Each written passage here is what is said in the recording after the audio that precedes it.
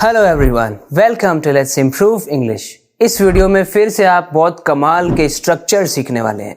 मैंने काफ़ी लोगों को ऑब्जर्व करके, जो लोग अच्छी इंग्लिश बोलते हैं उनको सुनकर घंटों लगाकर आपके लिए कुछ स्ट्रक्चर्स कलेक्ट किए हैं। उनका इस्तेमाल करके आप अपने इंग्लिश में 4 चांद लगा सकते हैं। फ्रेंड्स, वो घंटों की मेरी जो मेहनत है उसको मैंने आपको ये 5-7 मिनट की वीडियो के अंदर कलेक्ट करके एक्यूमुलेट करके आपके लिए ऑफर किया है। मैं कर रहा हूँ, आपको प्रोवाइड कर रहा हूँ। इस वीडियो को एंड तक ज़रूर देखना। मैं आपको हर स्ट्रक्चर के एग्जाम्पल्स बताऊंगा जिससे कि आपको मदद मिले समझने में कि उस स्ट्रक्चर को यूज़ कैसे करते हैं। ये सभी स्ट्रक्चर्स ऐसे हैं जो काफ़ी यूज़फुल हैं, आपके काम आएंगे ये स्ट्रक्चर्स, तो आप इनका यूज़ ज़रूर करना। तो फ्रेंड्स, शुरू करते हैं। पहला देखिए, it's not somebody is doing something that bothers me. It's not somebody is doing something that bothers मी। जब भी आपको ऐसा कुछ कहना है ना कि मुझे उसके चिल्लाने से दिक्कत नहीं है, मुझे उसके चिल्लाने से कोई परेशानी नहीं है, मुझे तुम्हारे वहाँ जाने से कोई परेशानी नहीं है, मुझे तुम्हारे इंटरनेट चलाने से कोई परेशानी नहीं है, मुझे कोई दिक्कत नहीं है, मुझे उसके खेलने से कोई दिक्कत नहीं है, मुझे तुम्हारे इस नौकरी को करने से कोई दिक्कत नहीं है। जब ऐसी बातें करनी होती हैं तब आप इस स्ट्रक्चर का यूज़ कीजिए। It's not your using internet that bothers me. It's not your using internet that bothers मी। यानी तुम जो इंटरनेट चलाते हो ना, तुम्हारे इंटरनेट चलाने से मुझे कोई दिक्कत नहीं है। It's not his shouting that bothers me but he just keeps annoying me. That's what bothers me. That's what bothers me. तो फ्रेंड्स, उसके चिल्लाने से तो मुझे कोई दिक्कत नहीं है, लेकिन वो जो मुझे अनॉय करता रहता है, मुझे डिस्टर्ब करता रहता है, दैट्स व्हाट बॉदर्स मी। उससे मुझे दिक्कत है, उससे मुझे परेशानी है। It's not his crying that bothers मी। उसके रोने से मुझे कोई दिक्कत नहीं है, but he just shades tears, that's what I am bothered about. वो जो आंसू बहाता है उससे मुझे दिक्कत है। फ्रेंड्स, जब आप ऐसे कहते हैं ना, it's not your going there that bothers me, तुम्हारे वहाँ जाने से मुझे कोई दिक्कत नहीं है, इसको आप ऐसे भी कह सकते हैं, I am not bothered about your going there. It's not your going there that bothers me. तुम्हारा वहाँ जाना, उससे मुझे कोई दिक्कत नहीं है। It's not your going there that bothers me. It's not his complaining that bothers me. It's not his complaining that bothers me. यानी उसकी शिकायतें करना, उसके शिकायत करने से मुझे कोई दिक्कत नहीं है, मुझे कोई प्रॉब्लम नहीं है। Let him keep complaining. It's not his complaining that bothers me. It's just he keeps calling me up all the time. That's what bothers me. कुछ भी आप ऐसे कह सकते हैं। एग्जाम्पल के तौर पे मैं आपको बता रहा हूँ, जब भी आपको ऐसा कहना हो कि ये चीज़ मुझे बॉदर नहीं कर रही, इस चीज़ से मुझे कोई दिक्कत नहीं है, फिर कोई और चीज़ आप बता दो कि इस चीज़ से दिक्कत है मुझे। It's not your using phone that bothers me, but you shouldn't use it too much. आपके फ़ोन चलाने से मुझे दिक्कत नहीं है, पर ज़्यादा मत चलाओ इसे। तो जब भी ऐसा कुछ कहना होता है कि मुझे उसके ऐसा करने से कोई दिक्कत नहीं है, आप बोलो I don't have any problem with his doing that. It's not his doing something that bothers me. Or I am not bothered about his doing something. I am not bothered about his doing something. This was our first structure. Let's move to the next one. The next structure is wait till something. Wait till something. छोटा सा structure है लेकिन काफी काम का है। बहुत बार इस तरह की बातें बोलनी पड़ती हैं। जैसे हमें कहना है बारिश के रुकने तक का इंतजार कर लो। Wait till it stops raining. Wait till it stops raining. Sunday तक का इंतजार कर लो। Wait till Sunday. कल तक का इंतजार कर लो। Wait till tomorrow. Wait till tomorrow. कल तक का इंतजार कर लो। Wait till tomorrow. उसके आने तक का इंतजार कर लो। Wait till he comes. Wait till he comes. पहले थोड़े और बड़े हो जाओ, थोड़े और बड़े होने का इंतजार कर लो। जैसे बच्चे कुछ कर रहे हैं, हम कह रहे हैं थोड़े और बड़े हो जाओ, पहले इंतजार कर लो थोड़ा। Wait until you are older, then you can have your own Facebook account. You know what I mean? Wait till you are older.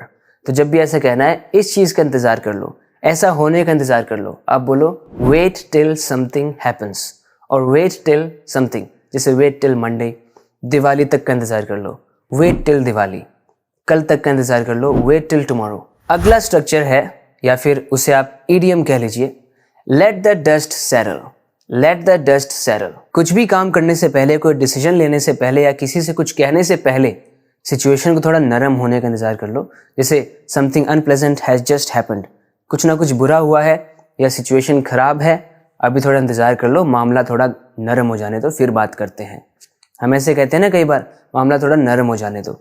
जैसे कि अभी तो यहाँ पर सब लोग परेशान हैं, अभी मामला थोड़ा ठंडा हो जाने दो, फिर बात करते हैं। तो जब हमें ऐसी बात करनी होती है तो इंग्लिश में एक इडियम हम यूज़ करते हैं, late the dust settle. For example, एक लड़का है जिसके मार्क्स बहुत ख़राब आए। अब उसके फादर उससे बहुत ज़्यादा गुस्से में है, तो अब उसे चाहिए एक नई बाइसिकल। तो वो क्या कहेगा? अभी नहीं मांगूंगा, अभी तो पिट जाऊंगा मैं। Late the dust settle.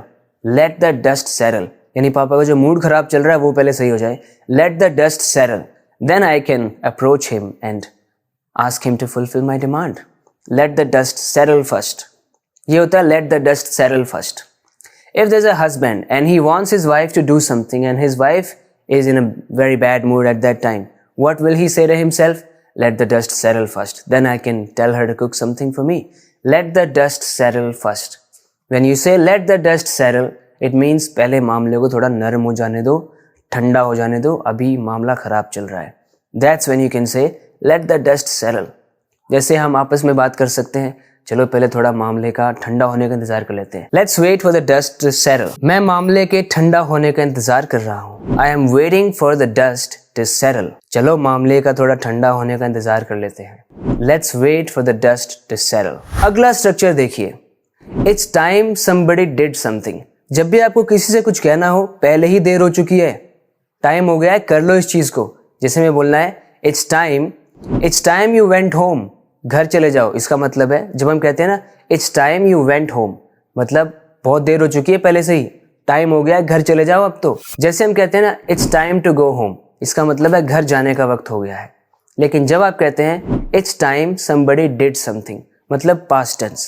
ऐसा कहने से हमारा मतलब है कि पहले से ही देर हो चुकी है, अब तक तो आपको उस चीज़ को कर लेना चाहिए था.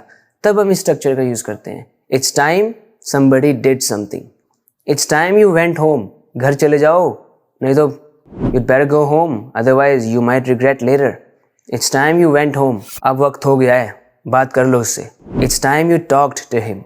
It's time you talked to him. अब वक्त हो गया है, वीडियो रिकॉर्डिंग शुरू कर दो. बाद में लोग झाड़ू लगाने लगेंगे, फिर नहीं होगी रिकॉर्डिंग, वीडियो में आ जाएगी, फिर लोग बोलेंगे वीडियो में झाड़ू लगती रहती है, हम नहीं देख रहे video. It's time you started recording.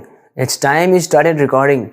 There are gonna be soon people who are going to sweep their floors, and then it's gonna be really troublesome for the viewers to watch the videos, and they'll start complaining about the video's noise.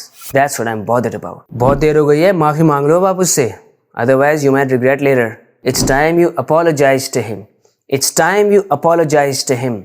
माफी मांग लो अब. apologize की second form. बहुत देर हो चुकी है, अपने career पर फोकस करना शुरू कर दो. It's time you started focusing on your career.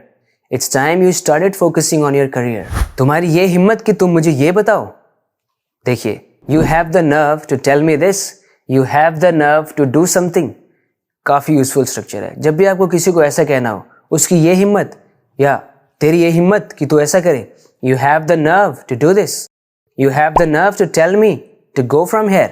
तेरी ये हिम्मत कि तू मुझे ये कहे कि यहाँ से चले जाओ. You have the nerve to tell me to go from here. You have the nerve to tell me what I should do. तेरी हिम्मत कि तू मुझे बताए कि मैं क्या करूं. He has the nerve to tell me what I should do.